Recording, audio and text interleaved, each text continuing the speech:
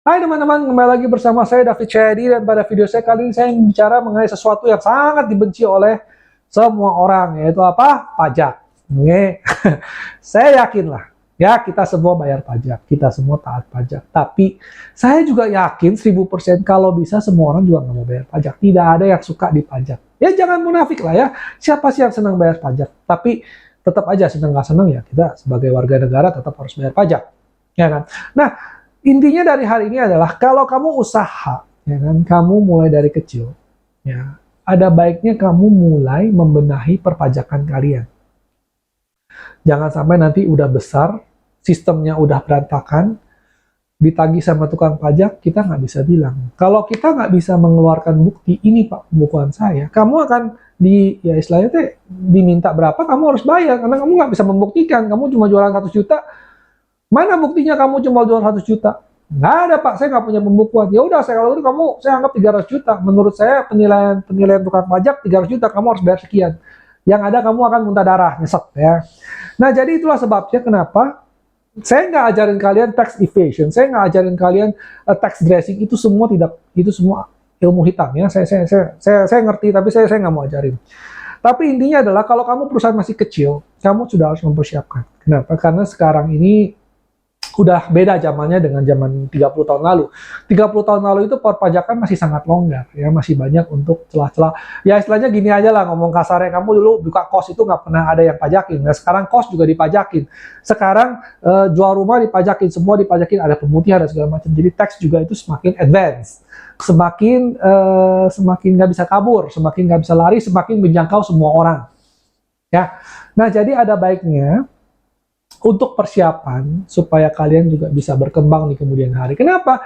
Karena gini loh, kalau misalkan kalian merasa, oh saya kecil-kecilan, saya cuma buka warung, saya nggak bayar pajak. Ya betul, enak, ya nggak enak. Tapi ingat, kan ada satu titik di mana kamu tidak bisa mendapatkan buyer besar. Kenapa? Kamu nggak bisa buka faktur pajak.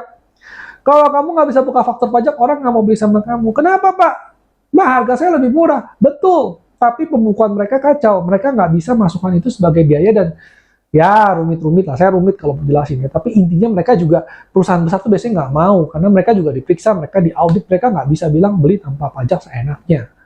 Tentu saja aturan ini sangat-sangat fleksibel ya, ada namanya PTKP, ada PKP, ada yang kena pajak, ada yang memang menengah ke bawah tidak kena pajak. Tapi kalau kamu sudah mau beranjak besar, kamu sudah harus memperhatikan perpajakan. Jadi kamu biasanya, saya hire consultant untuk mengurus perpajakan. Tentunya aja biayanya mungkin ada biaya, betul, pasti ada biaya. Ya namanya kita bayar pajak itu namanya berbanding dengan nol, pasti ada biaya yang dikeluarkan. Baik antara biaya konsultan, sekarang saya juga harus buka faktur pajak, harga saya tidak bisa seperti dulu bersaing ya kan. Kalau misalnya gini deh, saya bikin baju nggak pakai pajak, tentu saja harga saya lebih murah ya kan. Nah, tapi seperti kata saya tadi gitu loh, yang beli belum tentu mau, karena dia juga mungkin perusahaan besar, supplier besar, vendor besar, mereka juga nggak bisa seenaknya aja gitu main nggak pakai pajak.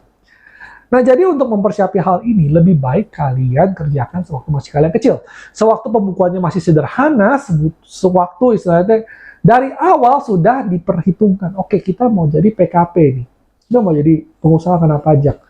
Dari awal pembukuannya kita udah rapihkan, kita udah harus bereskan. Jadi supaya kenapa, kita harus pendataan, bookkeeping, semua kita harus rapih. Jadi pada saat kita dipajak, kita sudah ada itu, keluar semua datanya ya kan.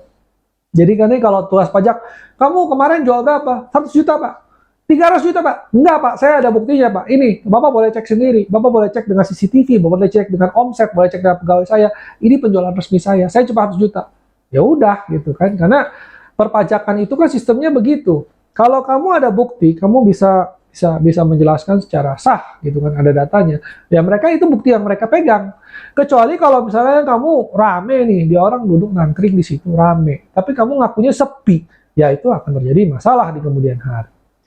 Nah jadi kalau misalnya kamu sudah mau besar, istilah itu mau benar-benar berkembang sebagai sebuah perusahaan, jangan remehkan soal perpajakan. Gitu. Karena perpajakan sooner or later, cepat atau lambat akan menjadi kendala yang harus dihadapi. Jadi lebih baik kita bersiap-siap dari sekarang, kita udah mulai pembukuan segala macam. Kalau perlu saking ngejelimetnya seperti saya ya, udah saking ngejelimetnya udah buka CV baru. Buka CV baru dari pertama kita mulai benahi kan. Pembukuannya, keuangannya. Jadi kalau dulu mungkin 30 tahun lalu ya rekening semua masuk dari si A, dari si B, kadang masuk ke si istri, kadang masuk ke pegawai saya, kadang nah sekarang semua itu dikontrol ya, masuknya ke rekening PT satu aja, jadi semua bisa tercatat dengan sesuai dengan kaidah perpajakan. Nah, oke. Nah, sekian dan terima kasih telah menonton. Kalau Anda suka tolong di like and subscribe, dan kalau perlu dibagikan sama orang-orang yang masih tidak sadar akan pajak. Oke, sekian dan terima kasih.